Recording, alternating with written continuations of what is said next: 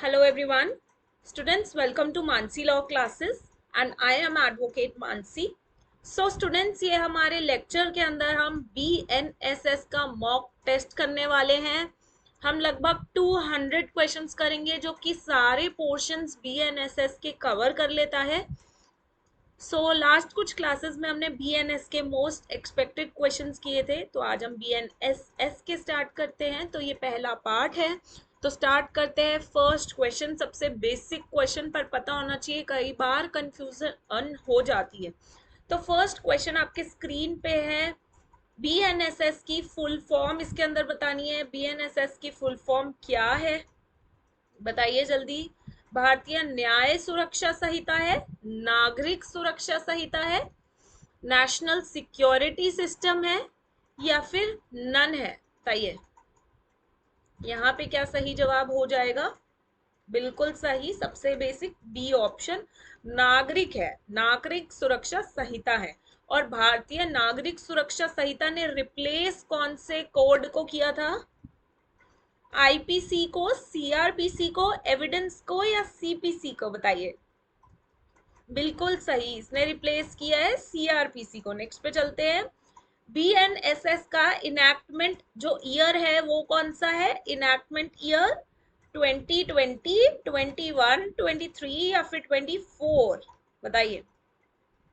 Enactment बोला है, enactment year. बिल्कुल सही। और इन्फोर्समेंट बोलूं तो वो कमेंट सेक्शन में बताइए। नेक्स्ट पे चलते हैं। मेन ऑब्जेक्टिव क्या है बीएनएसएस का? What is the main objective of BNSS? Civil law reform, criminal procedure reform, tax reform, या कॉन्स्टिट्यूशनल रिफॉर्म? इसका सही जवाब क्या आ जाएगा? बिल्कुल सही, क्रिमिनल प्रोसीजर रिफॉर्म। अगले पे चलते हैं। FIR is related to civil dispute, criminal offence, contract, या प्रॉपर्टी लॉ? एफआईआर का सेक्शन कौन सा है बीएनएसएस में? कमेंट सेक्शन में बताइएगा। सॉरी। तो यहाँ पर बी ऑप्शन सही जवाब हो जाता है, criminal offence. Question number 6, FIR is registered. FIR is registered under police station, court, jail, या पार्लियामेंट? बेसिक क्वेश्चन है ये।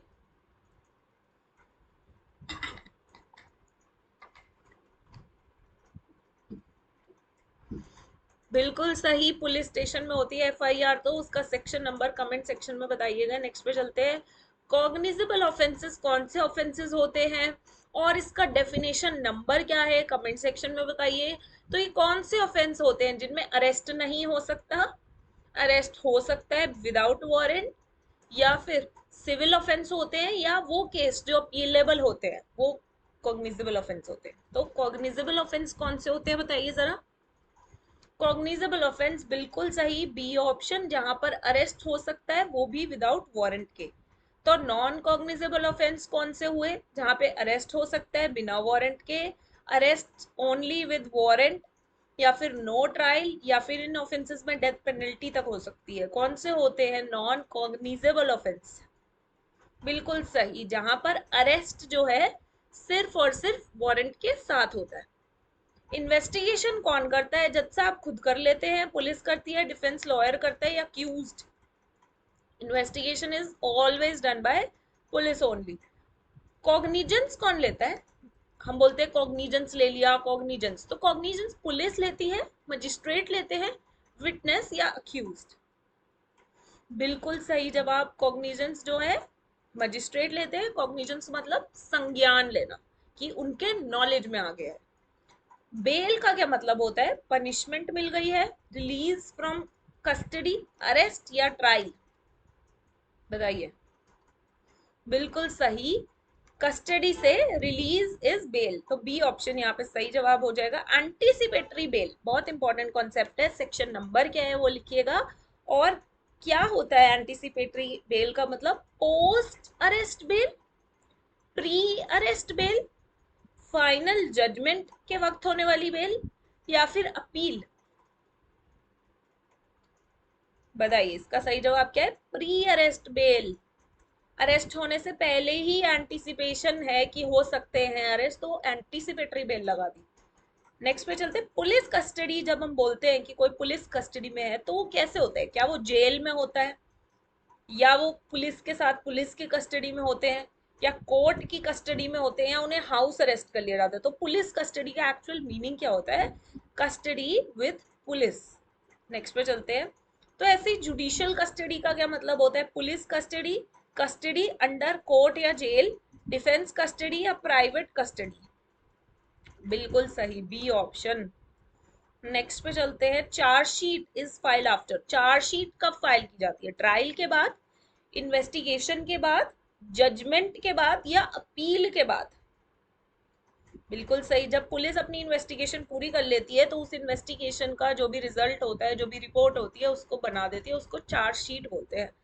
ठीक है, नेक्स्ट चलते हैं, FIR can be filed by only police, any person, जज only, lawyer only. Can be filed by, कौन file कर सकते हैं, किसको फाइल कर सकता है, वो नहीं, कौन फाइल कर सकते हैं, कोई भी पर्सन फाइल कर सकता है, एनी पर्सन। नेक्स्ट पे चलते हैं, जीरो एफआईआर का मतलब क्या होता है, फेक एफआईआर। एफआईआर किसी भी स्टेशन पे, जीरो मतलब जीरो, तो नो एफआईआर, या कोर्ट की एफआईआर। जीरो एफआईआर का क्या मतलब होता है, बिल्कुल सही, एफआईआर किसी भी पुलिस स्टेशन पे कर सकते हो, वो बाद में रेलेवेंट जुरिस्डिक्शन के पुलिस स्टेशन में ट्रांसफर कर दी जाती है। नेक्स्ट पे चलते हैं, ट्रायल कब बिगेन होता है, एफआईआर के बाद, जब कॉग्निजेंस ले लेते हैं मजिस्ट्रेट साहब, उसके बाद, अरेस्ट के बाद ट्रायल स्टार्ट होता है, या फिर बेल के बाद स्टार्ट होता है ट्रायल। तो जब संज्ञान ले लेंगे किसी मैटर का मजिस्ट्रेट साहब, कॉग्निजेंस ले लेंगे, तो फिर स्टार्ट हो जाएगा ट्रायल। समन केस कौन से केसेस होते हैं जो कि लेस सीरियस होते हैं, सीरियस ऑफेंस, सिविल केस, या अपील केस। तो समन केस वो ऑफेंसेस होते हैं जो कि वारंट केस नहीं होते, है ना। तो वारंट केस कौन से ऑफेंस होते हैं, जो कि सीरियस होते हैं, यानी कि समन केस कौन से होंगे, लेस सीरियस, छोटे मोटे ऑफेंसेस के लिए।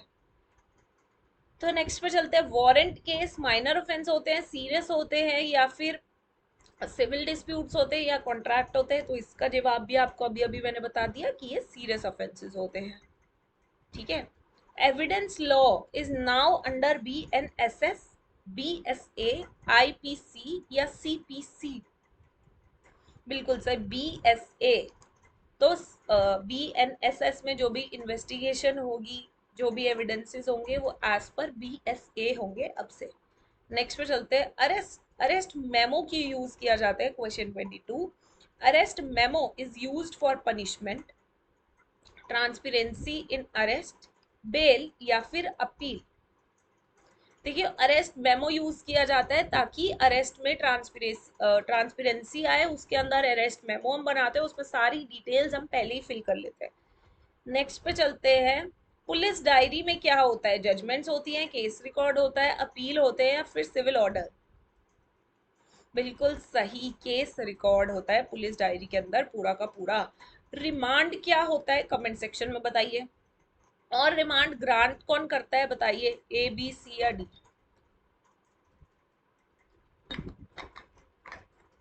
ग्रांट पूछा है, तो डिमांड ग्रांट करते हैं मजिस्ट्रेट साहब, तो बी ऑप्शन।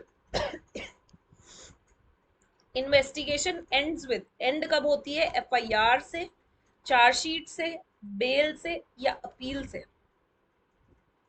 बिल्कुल सही, जब चार्जशीट फॉरवर्ड कर दी जाती है बना के, तो इन्वेस्टिगेशन एंड हो जाती है, पर इसका मतलब ये नहीं कि दोबारा से इन्वेस्टिगेशन नहीं हो सकती, न्यू चार्जशीट फाइल नहीं हो सकती, बिल्कुल हो सकती है, अगर कुछ न्यू एविडेंसेस, एडिशनल एविडेंसेस मिलते हैं, तो एडिशनल चार्जशीट जो है वो फॉरवर्ड की जा सकती है। नेक्स्ट पे चलते हैं, chargesheet is also called final report, FIR, judgement, या ऑर्डर। बिल्कुल सही, इसको फाइनल रिपोर्ट भी कहा जाता है। कॉग्निजेंस का मतलब क्या है, arrest, court taking notice of offence, bail, या फिर अपील। बिल्कुल सही, court taking notice of offence. Inquiry is conducted by police, magistrate, accused, या लॉयर। इंक्वायरी मजिस्ट्रेट साहब खुद कर लेते हैं, इन्वेस्टिगेशन पुलिस करती है। ठीक है, नेक्स्ट पे चलते हैं। Question number 29, trial is conducted bye, trial कौन कंडक्ट करते हैं? पुलिस, कोर्ट, विटनेस या जेल अथॉरिटी? तो कोर्ट में ट्रायल कंडक्ट किया जाता है, पुलिस इन्वेस्टिगेशन करती है। ठीक है, मजिस्ट्रेट साहब इंक्वायरी करते हैं और ट्रायल कोर्ट में स्टार्ट होता है। Statement of accused is recorded under, statement accused का is recorded under police power, legal procedure as per legal procedure, bail rules या appeals? As per legal procedure या अक्यूज्ड का स्टेटमेंट है उसको record किया जाता है। कन्फेशन का मतलब क्या है? Denial, admission of guilt, appeal या फिर बेल। ऑब्वियसली कोई अक्यूज जो है जब एडमिट करता है अपने गिल्ट को उसको कन्फेशन कहते हैं। विटनेस कौन देता है? जज साहब खुद देते हैं, वो होते हैं। पर्सन गिविंग एविडेंस वो विटनेस होता है, पुलिस ऑफिसर या accused? Obviously person giving evidence उसको विटनेस बोलते हैं। एफआईआर की फुल फॉर्म बताए पूछी है यहाँ पर। First information report, final investigation report, formal inquiry rule या फिर none? First information report. Bail कौन ग्रांट करता है? कोर्ट, पुलिस, विटनेस या जेल? बेल कौन ग्रांट करेगा? ऑब्वियसली कोर्ट ग्रांट करेगा। ठीक है, तो यहाँ पे ए ऑप्शन। नेक्स्ट पे चलते हैं। अरेस्ट का मतलब क्या है? पनिशमेंट होती है अरेस्ट, डेप्रिवेशन ऑफ लिबर्टी होती है अरेस्ट, अपील या ट्रायल? देखो ए और बी में आपको कंफ्यूजन हो सकता है, सी और डी तो बिल्कुल सीधे से है। देखिए, अरेस्ट पनिशमेंट तो होता है, लेकिन क्यों होता है? डेप्रिवेशन ऑफ लिबर्टी के लिए होता है, तो यहाँ पर बी ऑप्शन सही जवाब हो जाएगा। नेक्स्ट पे चलते हैं। क्वेश्चन नंबर 36, सर्च वारंट कौन इशू करते हैं? पुलिस, मजिस्ट्रेट, अक्यूज्ड या विटनेस? तो मजिस्ट्रेट इशू करते हैं सर्च वारंट। बेल क्या है? राइट स्लैश पावर, पनिशमेंट है, एफआईआर है या जजमेंट है? देखिए, बेल जो है राइट है बेलेबल ऑफेंसेस में, नॉन बेलेबल में डिस्क्रिशनरी पावर है कोर्ट की। नेक्स्ट पे चलते हैं। फर्स्ट स्टेप क्रिमिनल प्रोसेस का क्या होता है? ट्रायल, एफआईआर, जजमेंट या फिर appeal? First step in criminal process, बिल्कुल सही बी ऑप्शन, एफआईआर। नेक्स्ट पे चलते हैं। अक्यूज्ड का क्या मतलब होता है? Victim, person charged with offence, जजेस या witness? Person charge with offence, जिस पे चार्जेस लगे हैं उस ऑफेंस के, उसको अक्यूज बोलेंगे। विक्टिम का मतलब क्या होता है? A person who is harmed. Question number 41, arrest without warrant allowed in civil cases, cognizable cases, contract cases या फिर फैमिली डिस्प्यूट? तो कॉग्निजेबल केसेस में अरेस्ट किया जा सकता है without warrant. Bail types include, bail type कौन कौन सी होती है? रेगुलर होती है, इंटरिम होती है, एंटिसिपेटरी होती है, सारी की सारी होती है? तो डी ऑप्शन, ये सारी ही बेल टाइप्स होती हैं। पुलिस कस्टडी ड्यूरेशन कौन डिसाइड करते हैं? जज, पुलिस, अक्यूज्ड या फिर लॉयर? तो जज डिसाइड करते हैं पुलिस कस्टडी की ड्यूरेशन को। जुडिशियल कस्टडी पुलिस के अंडर होती है, कोर्ट में होती है, डिफेंस के अंडर होती है या फिर जेल स्टाफ ओनली? तो कोर्ट के अंदर होती है, क्योंकि जज जुडिशियल कस्टडी है। Chargesheet is filed before trial, appeal, bail या जजमेंट? तो ट्रायल से पहले चार्जशीट जो है फाइल होती है। FIR can be written in English only, any language understood, Hindi या फिर ओनली कोर्ट लैंग्वेज? तो जिस भी भाषा में आप अंडरस्टैंड कर सकते हैं उस भाषा में आपकी एफआईआर लिख ली जाती है। नेक्स्ट पे चलते हैं। Investigation includes evidence collection, judgement, appeal या बेल? तो एविडेंस को कलेक्ट करने के लिए पुलिस जो है इन्वेस्टिगेशन करती है। A option. कॉग्निजेबल ऑफेंस के एग्जाम्पल क्या है? थेफ्ट, डेफेमेशन, डिवोर्स या फिर सिविल डिस्प्यूट? तो ए ऑप्शन थेफ्ट इसका सही जवाब हो जाएगा। नॉन कॉग्निजेबल ऑफेंस जो है मर्डर, असॉल्ट, डेफेमेशन या फिर रॉबरी? तो डेफेमेशन इसका सही जवाब है। Question number 50, bail is generally refused in minor cases, serious offence, civil cases या ट्रैफिक केसेस। तो बेल जनरली जो है सीरियस ऑफेंस में रिफ्यूज कर दी जाती है। तो आज के हमने 50 क्वेश्चंस कर लिए हैं।